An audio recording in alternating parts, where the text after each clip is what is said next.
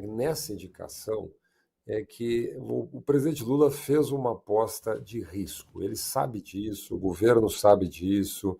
Havia muita pressão do mundo político, havia uma pressão muito forte em torno do Rodrigo Pacheco, senador Rodrigo Pacheco. Do Senado seria uma aprovação super fácil lá, teria muito apoio dentro do próprio Supremo, enfim.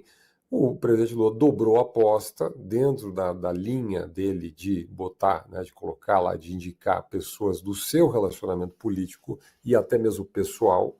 Vamos lembrar, toda a carreira relevante do Jorge Messias foi feita dentro dos governos do PT, ou seja, cargos de confiança, de ministérios, da própria presidência da República, mas dentro do PT, não é? Lula-Dilma. Então vamos lá, dizer que ele tem notório saber jurídico, esse conceito é um pouco vago, mas é difícil você emplacar exatamente na figura do Jorge Messias um notório saber jurídico. O que é um notório saber jurídico? Você tem livros publicados sobre direito constitucional, você tem uma carreira acadêmica consistente, você tem uma carreira consistente no próprio Poder Judiciário, enfim. Não é o caso do Jorge Messias, mas por aí até pode passar, foi advogado-geral da União, então tem conhecimento, tem formação jurídica e tal. Agora, o outro critério é qual é a grande discussão brasileira dos últimos anos? É o tema do ativismo judicial, do equilíbrio entre os poderes, de uma certa visão mais voltada ao que a gente chama na ciência política a juristocracia, né? O poder do judiciário sobre o legislativo, sobre o executivo, ou uma maior autocontenção, uma visão menos ativista do próprio Supremo, etc. O Jorge Messias, mas ele opera em duas tendências muito claras. Ele historicamente favoreceu essa visão mais ativista do judiciário e um alinhamento muito forte, neste momento, entre governo e a maioria do Supremo. Não é? Então ele é um nome exatamente no olho do furacão. No olho do furacão. Vamos pegar alguns temas sensíveis. Tema de controle, regulação de mídia, plataformas digitais, censura, etc. O Jorge Messias foi o AGU, o Advogado-Geral da União, que criou a Procuradoria de Defesa da Democracia, que é um órgão de censura em última instância. Não é? Censura aos jornalistas, documentário, a gente já falou aqui, na minha visão, um dos casos mais... eu não sei usar a expressão exata, mas um dos casos mais graves de censura no Brasil recente foi censurar um filme, um documentário, sobre um fato da história brasileira, que é o julgamento da Maria da Penha. Não é? O que o governo, o que o Estado brasileiro tem a ver com isso diretamente? Se a família da Maria Penha achasse que o documentário não foi bem feito, quisesse colocar, ou a própria Maria da Penha, bom, tudo bem, né? Mas o Estado brasileiro fazer uma advocacia direta de um ponto de vista sobre a história do país. Então, está lá o Jorge Messias. No tema comportamental, o Jorge Messias, na AGU, fez um parecer pela inconstitucionalidade, né, de uma decisão do Conselho Federal de Medicina sobre a sistolia fetal, que é uma prática muito controversa, de você injeta uma seringa, né, com cloreto de potássio no coração de um feto, que tem eventualmente mais de 22 semanas, não é? E que não tem nenhum problema, nenhuma deformidade, nenhuma doença, enfim, que poderia nascer. Então é uma controvérsia, não estou entrando no mérito aqui, num tema altamente delicado, mas é um posicionamento do Jorge Messias, não é? Através da Advocacia Geral da União. A proximidade com o Planalto significa o seguinte: o que se quer do Supremo?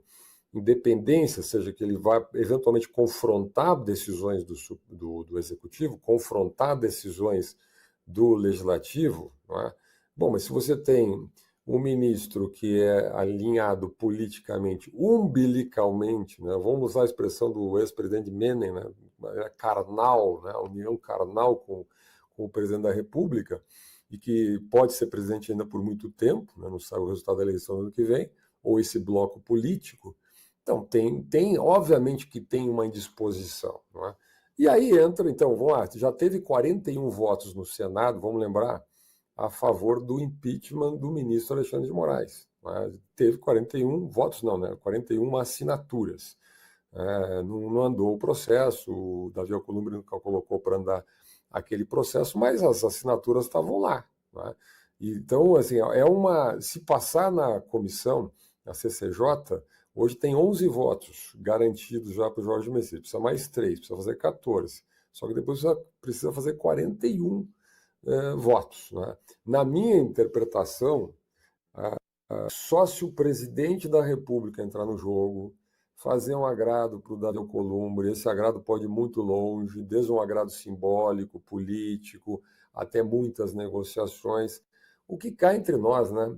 Não devia ser assim a indicação do ministro Supremo, não devia ter nada a ver com emenda, com negociação, com simpatia ou antipatia política. Também vou dizer, viu, Eneg, Ferretti e Larissa, acho muito estranho ministros do Supremo ligando para senadores para fazer pressão, fazer campanha por um candidato ao próprio Supremo, sendo que quem julga eventualmente senadores, parlamentares, em algum processo é o próprio Supremo. Então há um conflito de interesse, para mim, evidente nisso.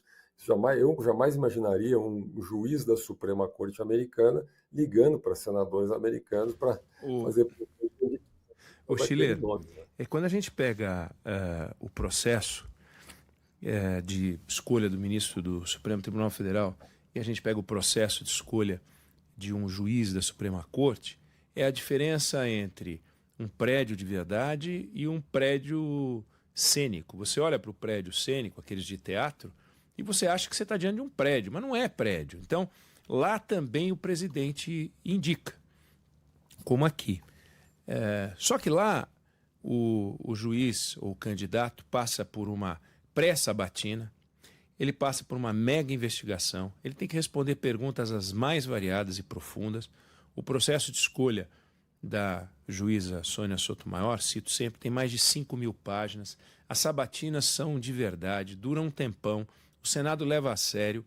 Não é como aqui no Brasil, que a gente tem que recorrer ao governo Floriano Peixoto para lembrar uma vez que, por acaso, o Senado derrubou porque o sujeito era brigadeiro ou o sujeito era médico. Não, advogados renomados, pessoas com contribuição, mas que cometeram deslize no processo, ou alguma coisa que não notificaram e tal, caem. Então lá cai. Você pode não ser juiz da Suprema Corte.